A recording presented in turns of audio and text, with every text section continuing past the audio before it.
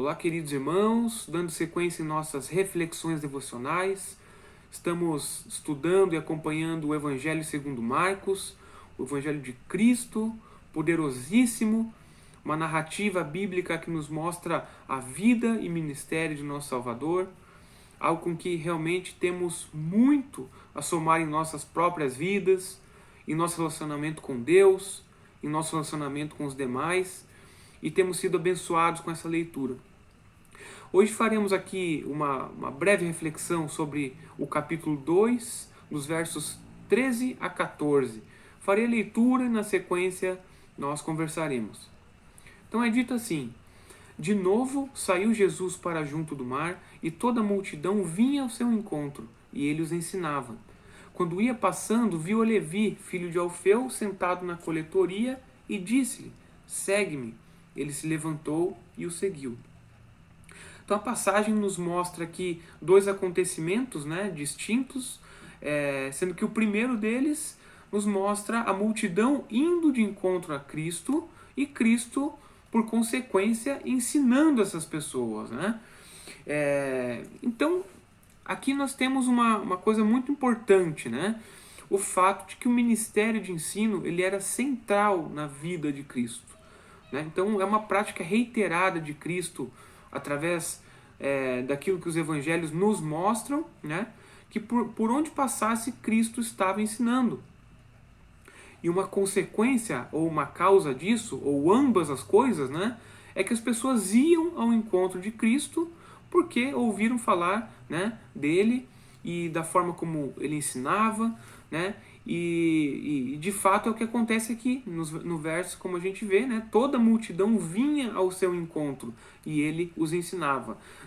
Então realmente o povo reconhecia a Cristo como mestre, por isso o chamamos de mestre, pois de fato Cristo tinha muito a ensinar, e a forma como ele explicava, a maneira que tocava de fato o coração do mais humilde dos homens, a maneira como ele falava, a forma como ele explicava, isso tudo é muito especial na vida e no ministério de Cristo.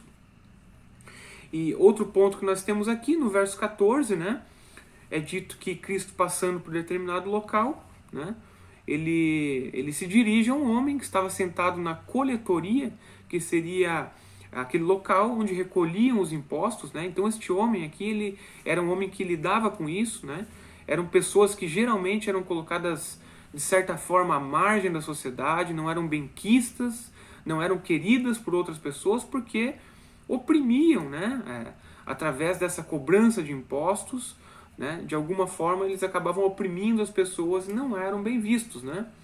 E Cristo se dirige a Levi, que era justamente um destes homens, e diz a ele: segue-me. E aquele homem se levanta e segue Cristo. Algumas coisas interessantes a pensarmos sobre essa passagem. A primeira delas é que Cristo chama quem ele quer. Ele não vai lá e chama algum daqueles homens que estavam seguindo a ele. Ele chama justamente um cobrador de impostos. Então, totalmente contra aquilo que diríamos, pela lógica, pela razão, mas Cristo realmente ele escolhe quem ele quer.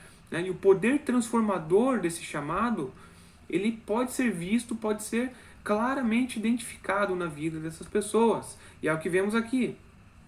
É dito: segue-me, Então, não se trata de um convite, mas certamente é uma ordem, Então, quem convida, é o homem, Nós convidamos as pessoas para fazerem alguma coisa, convidamos as pessoas para irem à igreja, por exemplo, Mas Cristo é Deus, Isso é um fato que nós devemos notar. Então o chamado de Deus ele é soberano, ele não é um chamado convidativo nesse sentido. Mas quando Deus chama, ele o faz de maneira soberana. E ele é soberano sobre todos, sobre justos, sobre injustos, sobre crentes, sobre ímpios, não importa, tudo está debaixo desta soberania. E nós vemos isso identificado aqui de maneira muito clara, quando é dito que aquele homem se levanta e segue a Cristo. Ou seja, nossa lição aqui é que o chamado de Deus ele é eficaz, ele é infalível.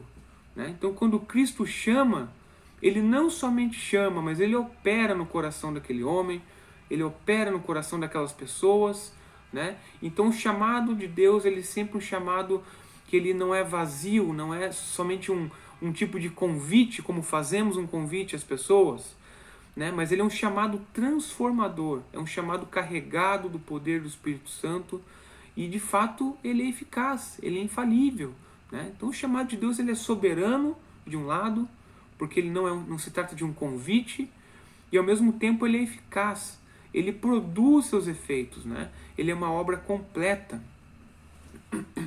Então nossa lição hoje basicamente é essa, que o Espírito Santo ele atinge, né?